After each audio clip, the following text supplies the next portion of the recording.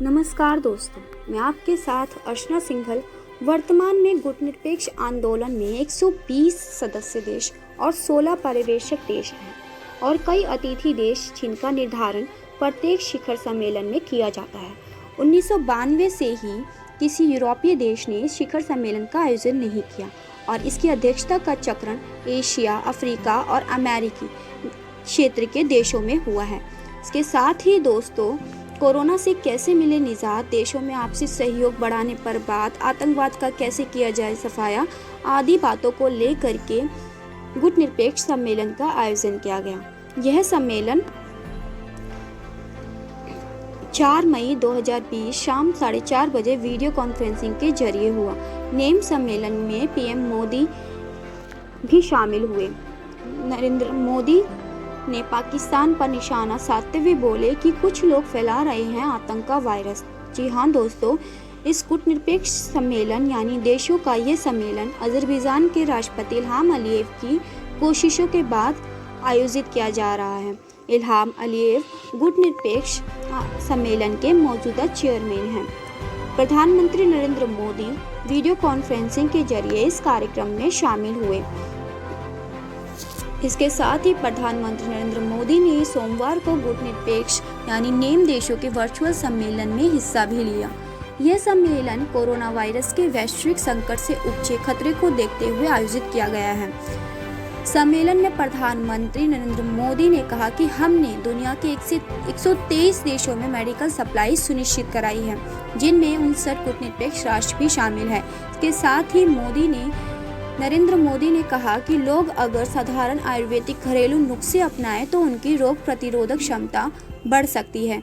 इसी क्रम में प्रधानमंत्री ने आतंकवाद का जिक्र भी किया और पाकिस्तान का नाम लिए बिना कुछ लोग आतंक का फैला रहे हैं जानलेवा वायरस, फर्जी खबरें और फर्जी वीडियो फैलाने में लगे हुए हैं। इसके साथ ही प्रधानमंत्री नरेंद्र मोदी ने कहा कि हमें संकट की ऐसी घड़ी में लोगों के कल्याण पर ज्यादा ध्यान देने चाहिए, ना कि आर्थिक वृद्धि पर। गुटनिरपेक्ष देशों को विश्व बिरादरी और विश्व स्वास्थ्य संगठन से अपील करनी चाहिए कि विकासशील देशों में स्वास्थ्य की क्षमता में बढ़ोतरी की जाए। अभी का वक्त साथ मिलकर और एक दूसरे का सहयोग करते हुए काम करने का है। इसके साथ ही दोस्तों, प्रधानमंत्री ने कहा कि भारत को दुनिया की फार्मेसी माना जाता है। हमारी अपनी भी ज़रूरतें हैं, लेकिन फिर भी हमने इन सब के बावजूद 123 देशों में दवा की सप्लाई सुनिश्चित कराई है। इसमें गुटनिरपेक्ष के 59 देश भी शामिल हैं। कोरोना संक्रमण से गुटनिरपेक्ष के सदस्य देश भी जूझ रहे हैं। सम्मेलन में नेम के सदस्य देशों के बीच कोरोना से जंग में सहयोग बढ़ाने और इलाज ढूंढने पर चर्चा भी की गई। इसके साथ ही दोस्तों, गुटनिरपेक्ष देशों का यह सम्मेलन अजरबैजान के राष्ट्रपति इल्हाम अलीयेव की कोशिशों के बाद आयोजित किया जा रहा है। इल्हाम अलीयेव गुटनिरपेक्ष आंदोलन के मौजूदा चेयरमैन भी हैं। सदस्य देशों की दोस्तों तारीफ भी हुई है। सम्मेलन की शुरुआत करते हुए राष्ट्रपति इल्हाम अलीयेव ने कोरोना महामारी से लड़ने के लिए गुटनिरपेक्ष देशों के बीच मेडिकल डेटाबेस तैयार करने और इस बीमारी से लोगों को निजात दिलाने के लिए सामाजिक और मानवीय सहयोग के लिए सदस्य राष्ट्रों का स्वागत किया। इसके साथ ही बैठक में अफगानिस्तान और राष्ट्रपति अशरफ गनी ने अजरबैजान के राष्ट्रपति का गुटनिरपेक्ष सम्मेलन आयोजित करने के लिए धन्यवाद दिया। गनी ने प्रधानमंत्री नरेंद्र मोदी का भी धन्यवाद दिया, जिन्होंने कोरोना पर 60 सम्मेलन का आयोजन किया था। उन्होंने कहा कि ऐसी बैठक अभी वक्त की मांग है। गनी ने इसी के साथ तालिबान से हिंसा छोड़ने का आग्रह किया। इसी बैठक में यूरोपीय संघ के उपाध्यक्ष जोसेफ बोरेल ने कहा कि हमें कोरोना के खिलाफ पहले से ज़्यादा तेजी से लड़ाई लड़नी होगी। उन्होंने पेरिस संधि पर देशों को एक साथ आने का आग्रह किया। कल के लिए एक बेहतर दुनिया बनाने की उन्होंने अपील की। लोगों को इस महामारी से कैसे बचाना है, इसके लिए एकजुट होकर इसके खिलाफ कार्रवाई करने का आह्वान भी किया। इसके साथ ही दोस्तों, कोरोना कमांडोज का हौसला बढ़ाए और उन्हें शुक्रिया कहे।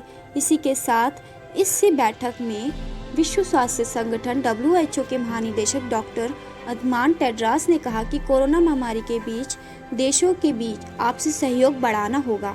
सरकारी और प्राइवेट संगठनों को एक मंच पर आकर काम करना होगा। उन्होंने कहा कि ऐसे वक्त में गुटनिरपेक्ष सम्मेलन की भूमिका काफ़ी अहम हो सकती है। कोरोना के खिलाफ जंग में और सुधार लाने की जरूरत है। इसके साथ ही दोस्तों, गुटनिरपेक्ष देशों का यह सम्मेलन दुनिया की दशा दिशा तय करने में अपनी प्रभावकारी भूमिका रखता है। हालांकि कुछ साल पहले इसकी ताकत और भी ज़्यादा थी। नेम संयुक्त राष्ट्र के बाद दूसरा बड़ा राजनीतिक संगठन, इसके साथ एशिया, अफ्रीका और लैटिन अमेरिका के 120 विकासशील देश जुड़े हुए हैं। तो हमारे साथ तमाम खबरों के लिए बने रहें।